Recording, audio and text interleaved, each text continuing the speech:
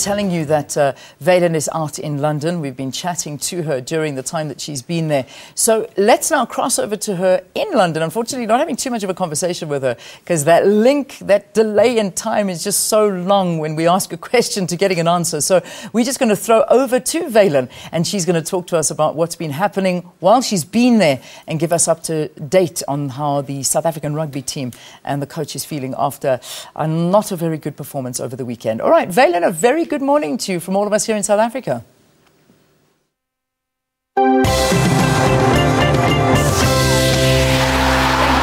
And a very good morning to you. Yes, I mean, the Sunday papers, the Sunday Telegraph, as well as the Observer, all they had to say it was the greatest shock in not only world rugby, but in sport across the board, that victory for Japan. A very good morning to you and welcome to the English South Coast town of Brighton. It's good to be in your company as we bring you this broadcast live. It's the final time that we're going to be bringing you a broadcast from this specific place because we are travelling all around England and we're going to have a quick pit stop in London before making our way on to rugby in the middle of the week. So it's good to be bringing you this final broadcast. And what a opening weekend of a Rugby World Cup. We had a total of 40 tries in all. There's no Rugby World Cup action later on today, but we certainly were treated to a lot over the weekend and lots of talking points, not only South Africa and Japan. Speaking about the wrap-up of what happened over the weekend, let's take a look at what happened. The headline match yesterday was Argentina up against New Zealand, and it all went according to script, but only just. It was the Pumas who led 13-12 into the second half, playing in front of the biggest Rugby World Cup crowd ever, 89,019 at Wembley. Guido Petty's try ensured the halftime lead, and the world champions were rattled. Richie McCaw and Conrad Smith were sin-binned, highlighting the frustration.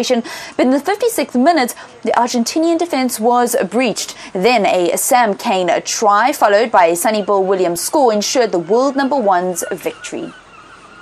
All right, so I said a total of 40 tries. There were only 3 tries in that match last night at Wembley. What else happened over the weekend? Well, let's take a quick look at all of the results as the Rugby World Cup got underway on a Friday when England beat Fiji with a bonus point victory, 35-11. There was a shock on Saturday. However, the Japanese victory certainly overshadowed that, and that was Tonga going down to Minnows, Georgia, 10-17. Ireland securing a bonus point victory over Canada. It was also a bonus point victory yesterday for the Welsh. A total of 8 tries scored in that match. 3 from centre Corey Allen, as the Welsh got their campaign off to a really good start in the pool of death, Pool A, recording a 54-9 victory over Uruguay. The other match in Pool B, South Africa's group, was Samoa up against the USA. Samoa beating the Brave Eagles of the USA 25-16, and Samoa, because of the points difference, go to the top of Pool B, and it is wide open. 2 teams with 4 points, that's Samoa and Japan in Pool B. South Africa have 2 because despite the historic defeat, we did get 2 bonus points, one for scoring 4 tries and the other for that for being within 7 points. Okay, so we speak about the Springboks. I know that that's all that we've heard from the studio. It's made the front pages, and many of the newscasters here are still speaking about it despite yesterday's results. So it's certainly going to be something that the team are going to have to digest, and I think that South Africa's team psychologist is going to be working overtime with the team. They've left Brighton, they've left Eastbourne, and they've made their way through to Birmingham in what one report said was the quietest bus trip ever. Now, our camp correspondent Simon Burke brings us the latest from what's happening in the Bok camp. The Springboks slunk into Birmingham with their tails firmly between their legs, spending most of Sunday wallowing in their own self-pity. Perhaps that is part of the process of coming to terms with what happened on Saturday. And it's at times like this when senior players like Skulkberger need to come to the fore and mentor the Boks squad, because this Saturday they face Samoa. our plan for the World Cup's changed a bit, so this weekend's pretty much what counts. It's almost like a final against Samoa, so obviously haven't put too much thought in the week coming up again, pretty much just licking our wings. The good news is there are no injuries to report from the Bok camp, apart from the odd bumps and bruises, as team doctor Craig Roberts refers to them, as is to be expected from what turned out to be a bruising encounter against Japan. Trevor Nyakani has recovered from his hip injury that saw him leave the field, and Willem Alberts will be assessed later this week with his calf injury. Captain John de Villiers also made it through the match, although he got another fat lip to add to his broken jaw and his knee, but he's holding up, or so they say. I'm Simon Burke, bringing you the latest from the Springbok camp. Well, thank you very much to Simon Burke, our camp correspondent. Now, some would argue that the most dangerous place to be for the Rugby World Cup is actually out on the field with the kind of intensity and passion that we've seen. But what exactly does it take to ensure that the fans who come to enjoy the Rugby World Cup matches at fan festivals and in the host cities remain safe? We found out. There's been a long time in the planning, working very closely with Rugby World Cup, the City of Brighton and Hove. Really, from a policing perspective, rugby's not a sport that causes us huge problems. So we don't have huge numbers of officers on it. But obviously we need to make sure that people are here, that they enjoy the city, that they're happy, and that we work with everybody involved. So we've probably been planning the event for about 6 to 9 months from a policing point of view. The crowds are very, very happy. The crowds enjoy themselves. We don't associate problems with rugby, and it is a handful of officers, both down here and at the ground. I think for the city it's a great thing. It's great to welcome people. Brighton's a wonderful place. From the police force, as I say, it's a minimal impact for us, but we have to be here just in case. But yeah, for the city, it's a great event, and really happy to have the Rugby World Cup here. We police here, we talk to people. The way we police is by consent, so everybody will be dressed the same way as me. There'll be people wandering around here enjoying the event as well, and the same at the ground. We'll have people there purely as a contingency should anything happen. It has its moments, Brighton, but it is fun, and we get huge numbers of visitors. We get about 8 million visitors a year. It is a fun city, but it is a busy, vibrant city. From a drugs perspective, we want to educate young people about the dangers of drugs. As a police force in the city, we have a number of operations that target those people who deal drugs. It is an issue here as it is in many cities across the country, but we do what we can, and obviously if people put themselves at risks, then we will deal with that. Part of the joy for the local organising committee of any major event is the fact that you can take your game, in this case it's rugby, to places where it's maybe not the most popular sport, and that certainly is true of Brighton and Hove. As this is really the predominant sport here is football. However, what's quite an anomaly is the fact that here in Brighton and Hove they've actually got the 6th oldest rugby club in the UK, called the Brighton Blues. We went out there on Saturday to watch one of their league matches and also enjoy a South African braai. We're actually called the Brighton Football Club, with RFU in brackets afterwards, because we were formed before the RFU itself was formed. So there's only about 12 clubs that used to play rugby before they then got the senior body. How come you guys are only playing in the 6th tier though? Well, we are predominantly an amateur club, and of course, cream rises to the top, so we're very close to London. The best players, some of our players that we develop, as every club in this area, they head towards the bright lights when there's good rugby to be played. Once you're bitten by the bug with rugby, it's there in your blood for life, isn't it? It's just, it's something that you follow throughout. So we're here supporting the team now, although we're no longer players, of course, but we still turn up, we meet our friends, we have a couple of beers and generally enjoy life. Do you believe that after Brighton has hosted 2 Rugby World Cup matches and now will go down in history as being a Rugby World Cup host, that maybe a couple more people from the town will catch on?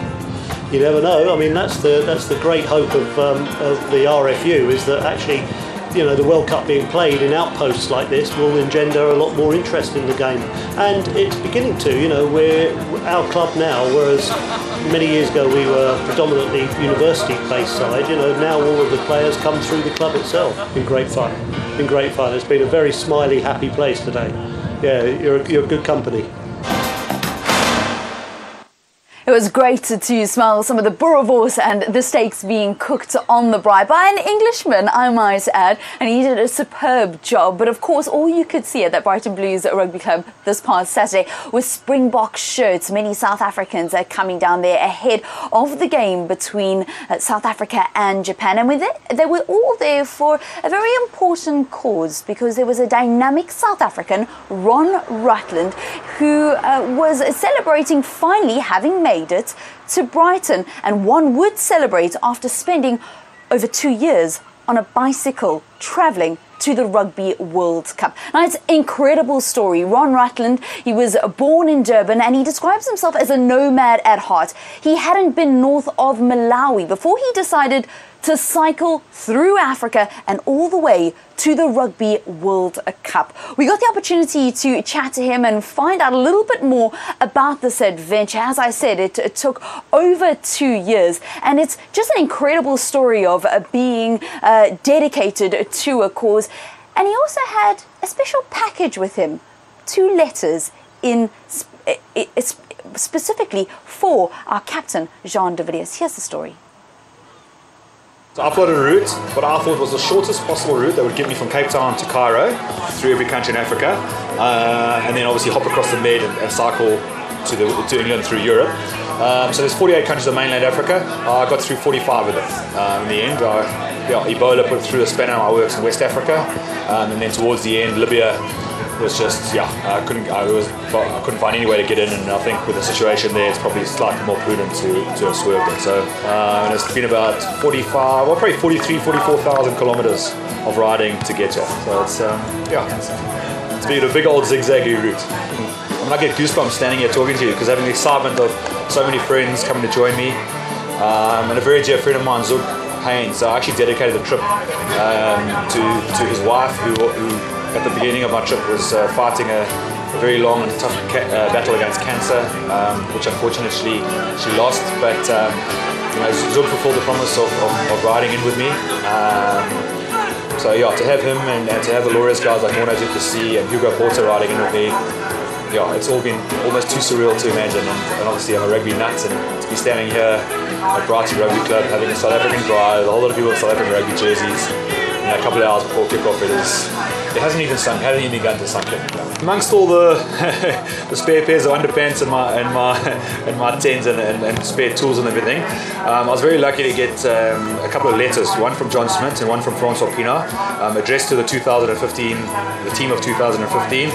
Obviously I haven't read them, but they're letters of support from our 2 Rugby World Cup winning captains, and I'll be looking after them very carefully and making sure there's one thing I didn't lose on the trip was those, and they managed to survive pretty good nick, and I was very lucky and privileged that yesterday Jean de Villiers took a bit of time out of his hectic schedule the day before the opening game of the World Cup to have a quick cup of coffee with me, and got to hand it over to him. So hopefully in some tiny bit of a way, these messages of support, I guess, from Africa, which with all due respect to Namibia is Africa's team at the Rugby World Cup, hopefully in a tiny bit of way it helps whose team are all at Springboks, and it just makes them realise just how supported and loved they are.